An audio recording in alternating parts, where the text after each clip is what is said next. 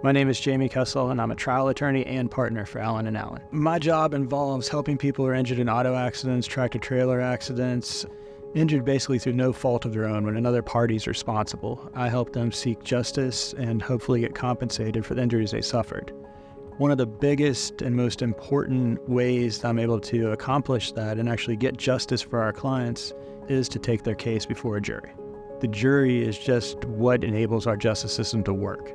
It really is important because it puts the power with the people, so to speak. It is our peers who protect us. It's our peers who empower us, and that's what the jury is. As a juror in Virginia, first of all, you have to be an adult above the age of 18. You have to have lived in the Commonwealth of Virginia for at least a year. You need to have lived in the jurisdiction where you're being called for 6 months prior. You can't have been convicted of a felony. And also you can't be any type of disability that would disqualify you as defined in the Virginia Code. So some people in our community are automatically excluded from jury duty. Members of Congress, members of General Assembly when it's in session, members of the state and federal executive branches. Obviously the president and the vice president aren't likely to sit on your jury. Other exemptions involve law enforcement officers such as police, sheriffs, deputies, and things of that nature. Also, licensed practicing attorneys aren't allowed to serve, as well as judges are also excluded. There are a few common misconceptions about how people are chosen for jury duty. Obviously, the one that everybody thinks is voter registration. It can also be things such as DMV records. Motor vehicle registration can also be used, also tax records. And it's up to the jurisdiction in which the jury is being selected to make that determination of what list to use. There are things that you can ask the court to be excused for. Sometimes it involves just completing a form and mailing it back to the court.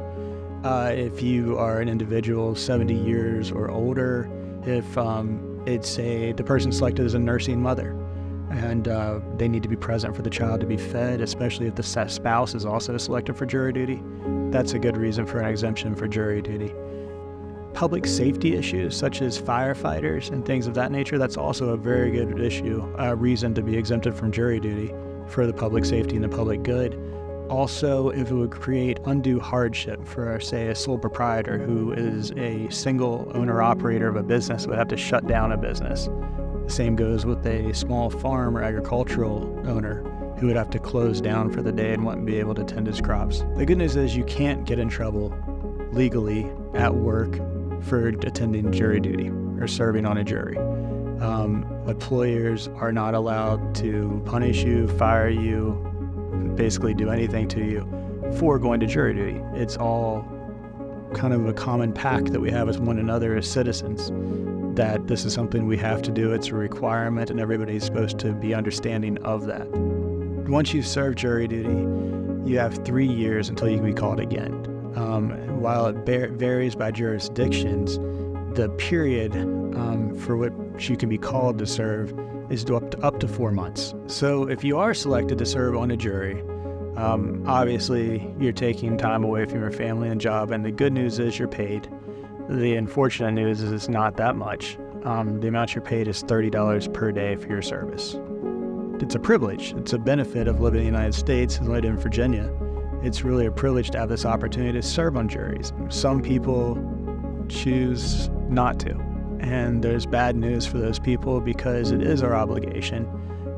It is something we're required to do as citizens, and if you do not show up, it does involve a civil fine, and that's if you show up without giving an excuse. It could be $50 to $200. If you don't show up in some jurisdictions, the judge can issue a capias for basically you to be taken into custody and brought to the court so you can explain why you didn't show or show good cause why you weren't there.